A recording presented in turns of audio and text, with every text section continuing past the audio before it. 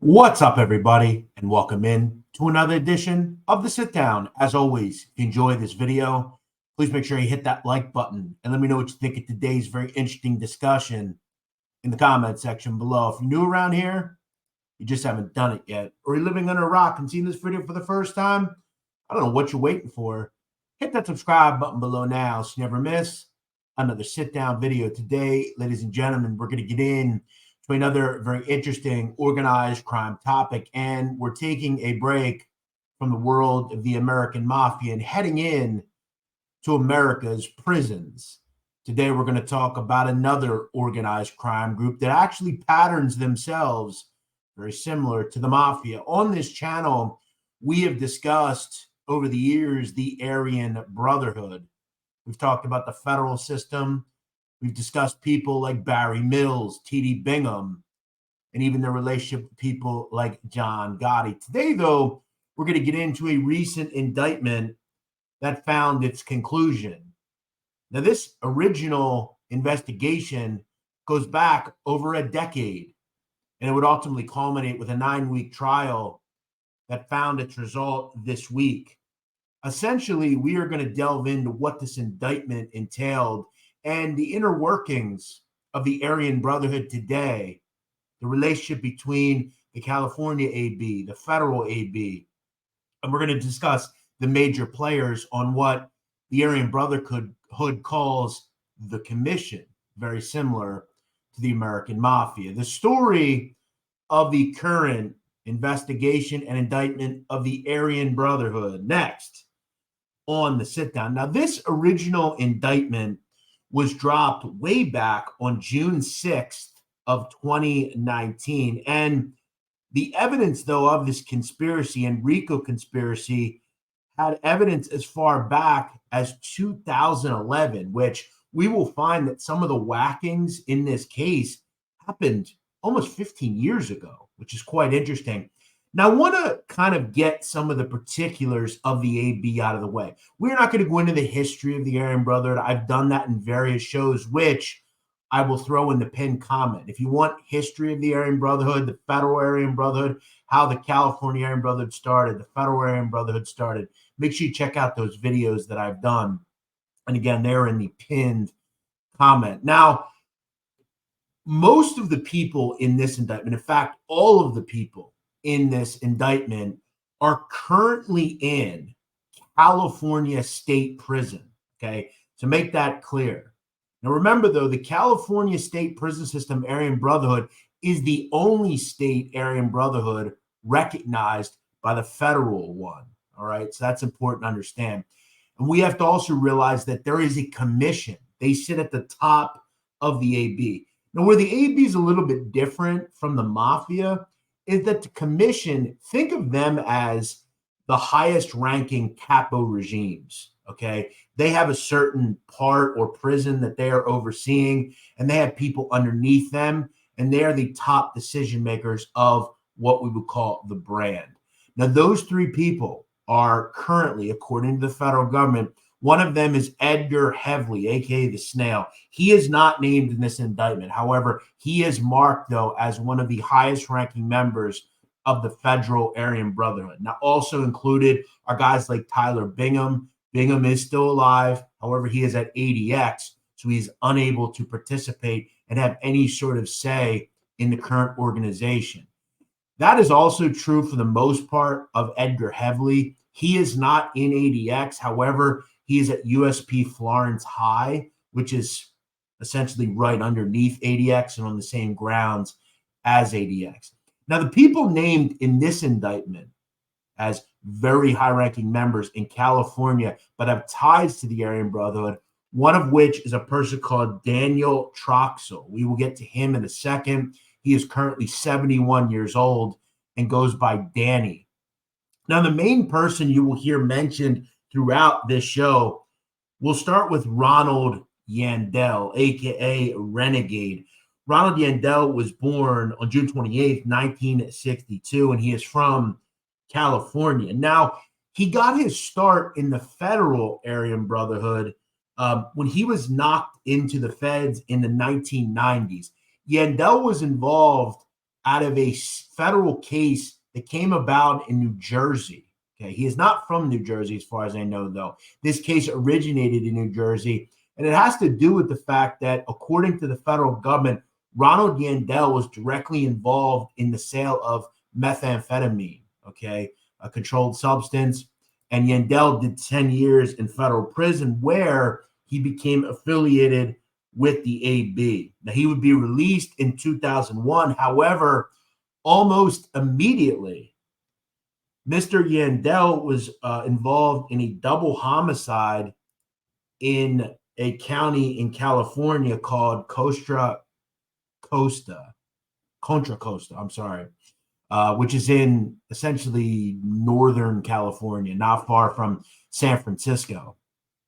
So Yandel goes from the federal system to being released to immediately being involved in another homicide or multiple homicides, and he is sent to state prison. He is sent to the Pelican Bay SHU, okay, aka the Segregated Housing Unit. Now, a lot of people are likely familiar with Pelican Bay. It has been shown in films like Shot Caller. It is one of the most secure units in the California prison system at one time. And that is where Yandel is essentially gritting his teeth. Now, he would remain in Pelican Bay SHU until May of 2015, when he is sent to New Folsom. And that's where he continues his ascension as one of the shot callers of the AB. Now, at that point, he was placed in a two-man cell with a person called William Sylvester, a.k.a. Billy from Norco. Now, Billy from Norco was born on May 7th, 1968, and in 1998, he was convicted of murder one and sentenced to essentially life in prison. Now, what's interesting about Mr. Sylvester is, like every AB, he has to put work in. And at the time that he meets Mr. Yandel, he is not validated as an AB member. He has to put work in. Now, one thing that Mr. Yandel, as far as other high-ranking members of the AB, made very clear is that we do not recognize any other wood group, aka Peckerwood group. We don't acknowledge any of them. If they're not down with us or subordinate of us, we are not interested in being with them. In fact, they're the enemy.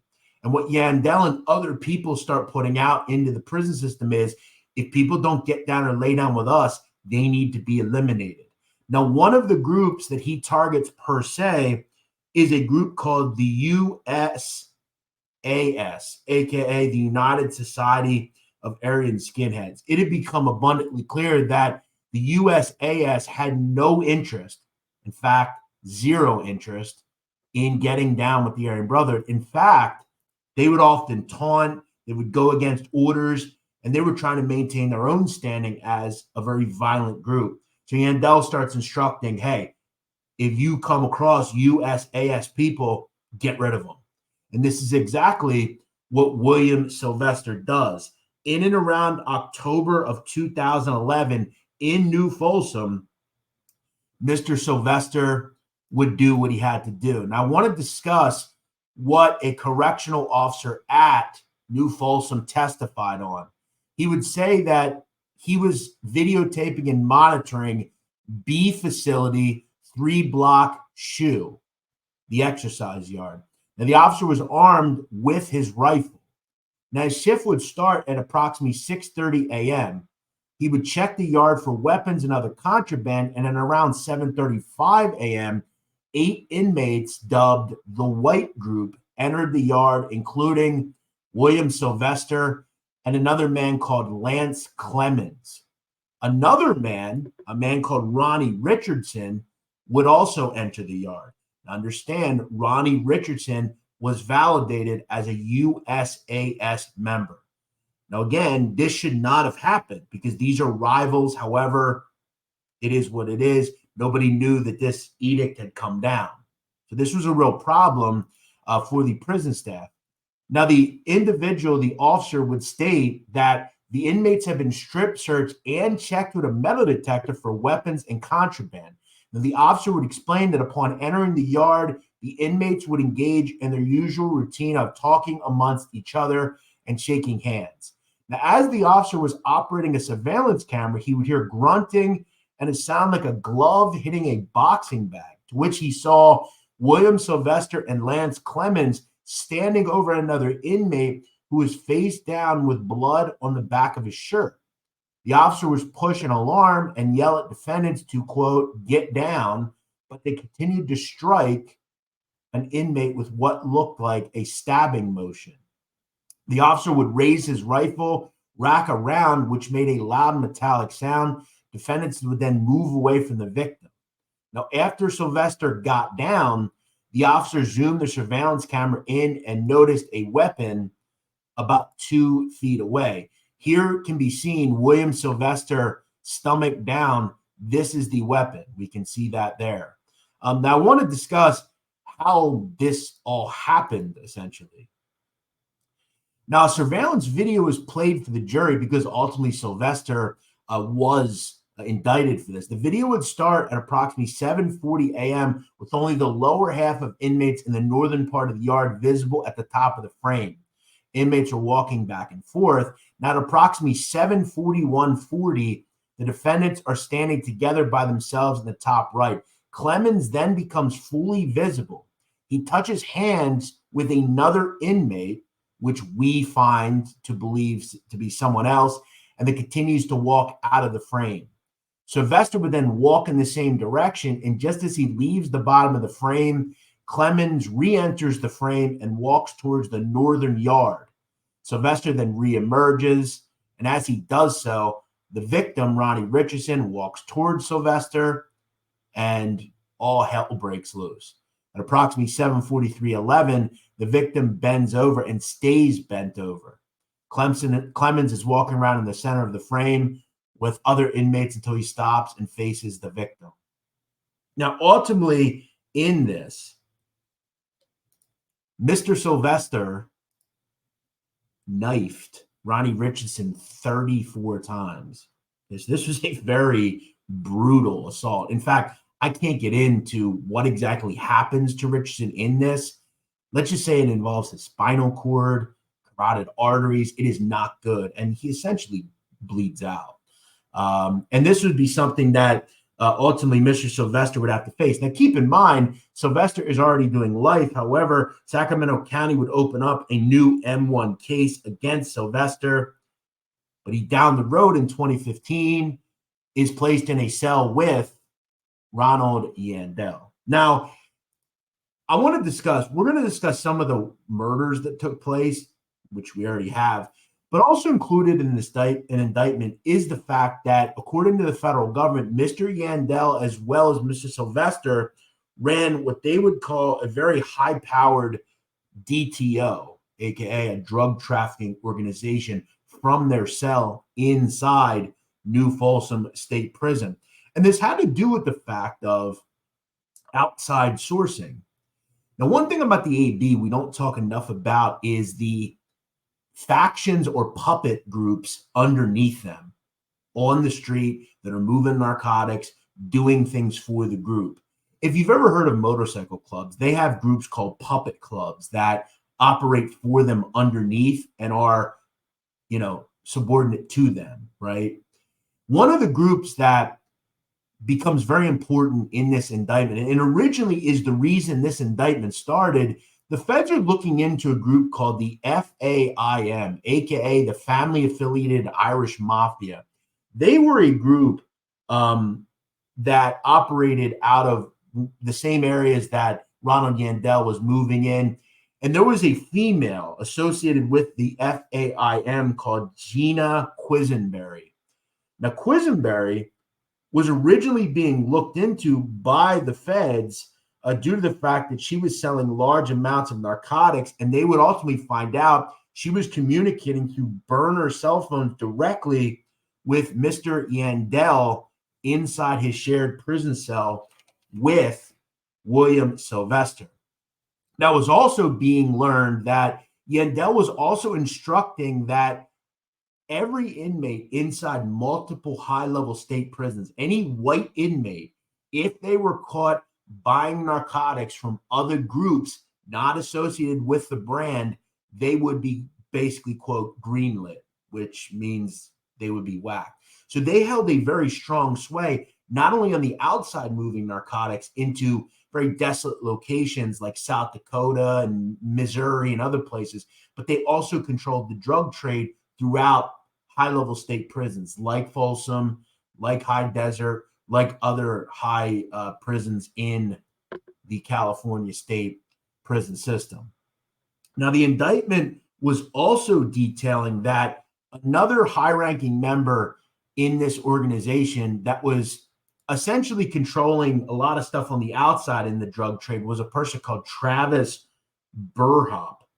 Now, Travis Burhop controlled a large drug trafficking organization in the San Bernardino County area of California, and he was distributing methamphetamine into desolate parts of the country like South Dakota and upper Midwest states that it's not easy to get narcotics. So these guys are making a lot of money. And if you look into the indictment, it's 143 pages, so I can't go through every single thing, but there's a lot of correspondence between Burhop and Mr. Yandel where they're talking about kilos, a lot of narcotics. And we'll also get into the fact that they were working directly with members of the Mexican Mafia to distribute heroin and other drugs as well. So, this all starts from an investigation looking into, kind of a puppet club of the AB. And in turn, we find out that Ronnie Yandel is communicating with a female, and she is kind of pulling strings. And they had so many people. This indictment has lawyers that were, taking drugs into prisons. There's a part in the indictment where you actually see care packages that are being sent into prisons that, there are food and all sorts of things, but they're masked. And inside the food cases, there was one photo where you see a box of oatmeal cream pies, a nice, delicious dessert. There's actually no cream pies. It's drugs wrapped up inside them. So they were going through crazy means to take care of some of this stuff and to sell large amounts of narcotics. Now, I want to get into one of the M1s that this indictment shows. And when I say M1, I mean murder one, because ultimately all these people are convicted. And I want to talk about that down the road. But one of them is a murder, and it involves a person from the Black Guerrilla family. Now, I got to talk about Hugo Pinell. Now, Hugo Pinell is a guy that I'll probably do a show on at some point. He is said to be a high-ranking member in the BGF. He had been involved and been in prison for years. He was associated with a group called the San Quentin Six back in the 70s. He was involved with allegedly taking out a correctional officer in Soledad, which is a state prison in California. I'll do a show on him at some point. But through over the years, Hugo Pinell supposedly was regularly talking down on members of the AB. And he at one point also was housed inside the SHU. And it had become common knowledge inside the AB that Hugo Pinell was greenlit and he was a, quote, high-ranking target. The AB wanted him dead. And again, people like Yandel, people like Sylvester, they were involved in directly instructing individuals to commit this whacking.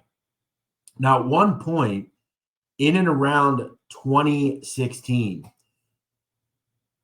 the order is given because in 2015, Pinell is transferred from Pelican Bay SHU to Folsom, which is where a lot of ABs were. This was the opportunity for the brand to take out Hugo Pinell. And remember, he is a very high-value target for them. This is a big thing. They want him out of the way. You disrespect the brand, you got to go, according to them. So he is transferred. We find out that there's a call made. Mr. Yandel's phone is being tapped in and around August of 2016. Yandel would make a call to an AB member called Pat Brady. Brady is at High Desert State Prison. And he corresponds, and Mr. Yandel instructs Brady that Pinell needs to go and that find basically hopefuls that want to put in the work, and they need to make it happen. Those two AB hopefuls were a person called Jason Weaver and Waylon Pitchford. They would catch Pinell in B unit, the same place Ronnie Richardson was caught, and they would take out Hugo Pinell. An eventual riot would ensue, and Pinell was stabbed 20 times. He died in 2016. Now, at one point in the conversation involving getting rid of Pinell, Yandel makes a very interesting, actually sad point to Pat Brady. At one point, he would say, quote, "We've been trying to kill him for years." And at one point, Yandel would tell Brady, quote, "Kill that N-word, Yogi." Now, Yogi is a nickname for Pinell. And down the road, he admits to all this. He tells Brady that, yeah, we did it. We wanted to get rid of him for years. That was that. So Pinell was a big target for the AB, and they had taken him out. And now that the commission was involved, and the three ranking commissions was Troxell, Yandel, and another member who was in the feds, I want to talk about the other person involved in this indictment, a man called Danny Troxell, who is on the commission according to the feds. Troxell would be born on April 12th, 1953, and by 1979, he was convicted of murder one. So he had spent a lot of time. He had spent essentially his whole life in federal prison. Now, Troxell was also involved in this indictment due to the fact of his high-level stature and the fact that they needed to go through him to approve of murders, right? Yandel and Troxell need to write off on everything. You need to get the go-ahead. You also need to be approved, right? You need to be sponsored into the AB, just like the Mafia, right? And Troxell ultimately, as well, was involved in the instruction of moving drugs, ordering murders. In August of 2016, Yandel and Travis Burhop have a phone call where they discuss drug buys, but they also discuss that a piece of work needs to be done for an AB member called James Mickey. Now, they would assert that Troxell agreed that Mickey needed to be whacked for not following orders. Now, it was also contended that James Mickey was possibly stealing narcotics, but he was just milling around with too much, and he needed to be greenlit, and Troxell and everybody agreed to it. So the conspiracy is made to commit murder on James Mickey. The problem, though, is a day later in August of 2016, it would be discussed that Mickey had been placed in PC and he had not turned up on the yard. So the murder never went down. The problem was the conspiracy was already put into motion, and this would be another part of the indictment.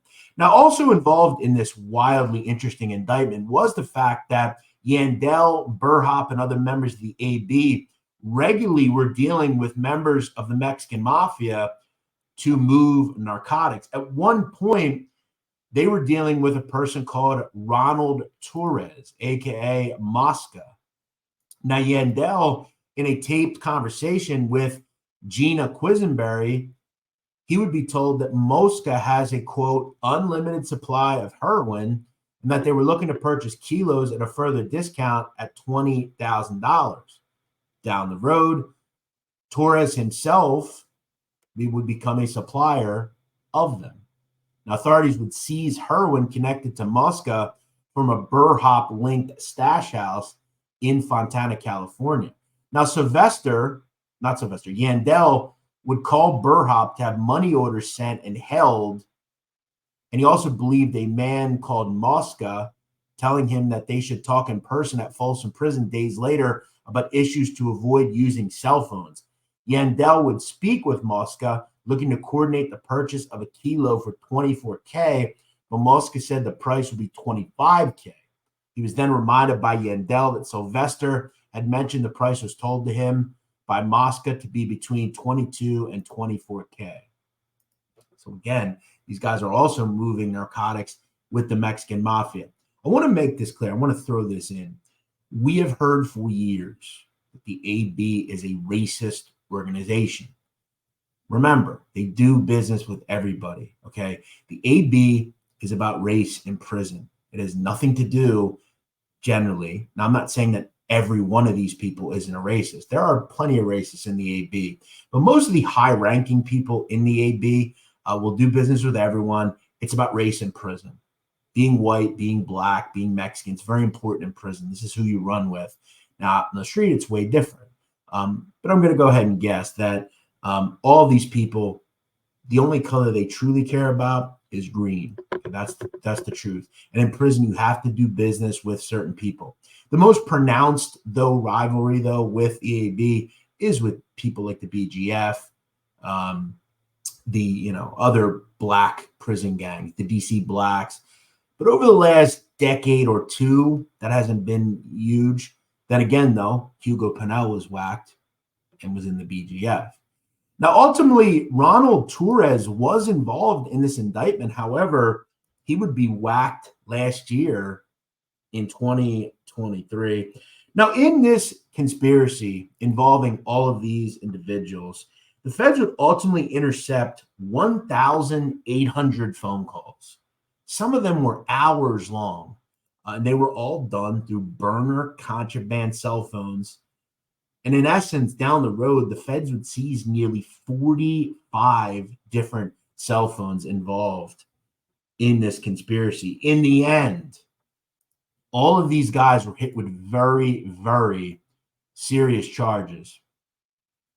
Now, they would ultimately all this week be convicted of essentially a long-running investigation into drug trafficking, murders, and conspiracy to commit murders. And between 2011 and 2016, AB members and associates engaged in racketeering, committed multiple acts involving murder, conspiracies to murder, and drug trafficking crimes, all from their cells in the California prison system. Now, one of the witnesses in this case was a person called Donald Mazza, aka Popeye. Now, Popeye was an original founder of PENI, aka Public Enemy Number One. They are also a white power gang or white gang that operates subordinate to the AB. And ultimately, in the mid-2000s, Popeye Massa would become an Aryan Brotherhood member. However, he was one of the witnesses in this case as he would flip against members of the AB. And he would eventually, though, say, according to his lawyers, that he had, quote, denounced the gang and found religion. And he would become a cooperating witness and detailed in front of his lawyer that he would be marked for death his entire life. And that he knew he was never going to get out of prison, but he just wanted to live his life a different way. And for the rest of his life, he will have to live worrying about if they are going to come back on him. Ultimately, most of the people in this case, as far as the lower level associates, would plead and be given plea agreements. They are all awaiting sentencing. They would include Jenna Quisenberry, the woman from Sacramento. She would plead guilty and is awaiting sentences. There's also, again, as I said, people in this case, the wives of these people, lawyers, people that were pushing drugs on the street, bringing drugs, sending contraband into the prison. But most of the high-ranking members in this case would actually go to trial. They would all include Ronald Yandel, Danny Troxel, Billy Sylvester, and Travis Burhop, as well as Brant Daniel and Jason Corbett.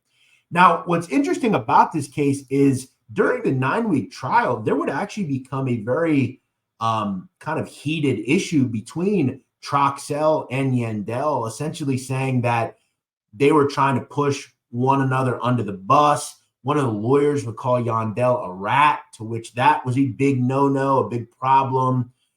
Ultimately, though, in the end, this week, all of these individuals were convicted and found guilty. When it comes to Ronald Yandel, a federal jury would find him guilty of 1 count of murder in aid of racketeering for the murder of Hugo Pinell. He was also found guilty of conspiracy to conduct the affairs of an enterprise through a pattern of racketeering. He was also hit with 5 counts of conspiracy to commit murder in aid of racketeering for the murders or attempted murders of Kenneth Johnson, James Mickey, Paul Diaz, Michael Tripp, and Doug Maynard. He was also guilty on 2 counts of conspiracy to distribute and possess with intent to distribute methamphetamine and heroin, plus 5 counts of distribution of drugs as well. Also guilty in this case was William Billy Sylvester. He was guilty in murder in the aid of racketeering for the murder of Ronald Richardson way back in 2011 on the yard, as well as multiple drug offenses. The other high-ranking member and member of the commission in this case, Daniel Troxell, was guilty of conspiracy to conduct the affairs of an enterprise through a pattern of racketeering and for the conspiracy to commit murder in aid of racketeering for the murder of, or the attempted murder of James Mickey. Now, you're probably listening to this and saying, well, Jeff, why does any of this matter? All of these people are doing life. You would be absolutely correct, but here is why. This is an incredibly important prosecution.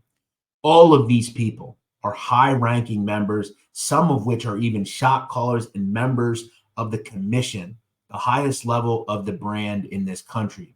What this will do is move all of these individuals mentioned from state prison to the end of the road, which is ADX or similar institutions. All of these people will be taken out of circulation, essentially, and they will be unable to be involved in any sort of correspondence with members of the AB. Never say never. I guess it is possible, because there's one thing we found about these people is they're very assertive. They can do a lot of things anywhere. But what we find, though, is when you are sent to the end of the road, and all these people will, because this superseding federal indictment outweighs anything at the state system. So all of these people will be moved into the feds, and they will be put at places like Florence, Terre Haute, and ADX. And what have we learned? Even the highest criminals on the face of the planet, guys like Chapo Guzman, cannot conduct their operations anymore. Now, what we will point out is we are not stupid. At the end of the day, the AB, just like any other criminal organization, will elect new people to run it, and it's just an ever-growing domino effect.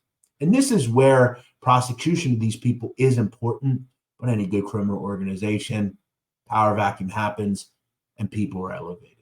That's how it works. However, all of these people you see here will no longer have the ability to run any sort of organization. Blood in, blood out, as they say. The AB and members of the brand are incredibly loyal to what it is. However, they're going to be very much unable to run much of anything going forward. One interesting part of all this is Ronald Yandel, who has really become a bit of a freedom fighter. He has an Instagram. He has a Twitter account. He has put out videos. He has a Facebook page. This is the thing. Inmates have phones. It happens everywhere. But he has also become a bit of a kind of a ambassador to prisoner rights and things like that. Going forward, though, he will be unable to do that. And these guys will be in a very similar state of people like Tyler Bingham, Barry Mills, who died, and guys like Edgar Heavley, who have standing, but we think of them similarly to like a Vic Amuso, a guy who is, I guess, in name at the top, but he has no ability to run his group because he is knocked off and they elect new leadership. That's just how it goes. I hope you enjoyed this video. A little long today, but I am incredibly fascinated by this. If you would ask me what is my favorite thing to discuss, it is this sort of thing. I find this to be incredibly interesting, and I'm really glad when we can talk about this stuff and just kind of outline certain things. But we can think down the road, there will be new leadership. The brand is incredibly powerful. It's that simple. They run Americans' federal prisons and California's prisons. There are also ABs in Texas and all sorts of different places, Oklahoma. Remember, though, they are not recognized by the federal AB. As always, thank you for watching. Let me know what you think in the comment section below. We'll see you next week here on The Sit Down.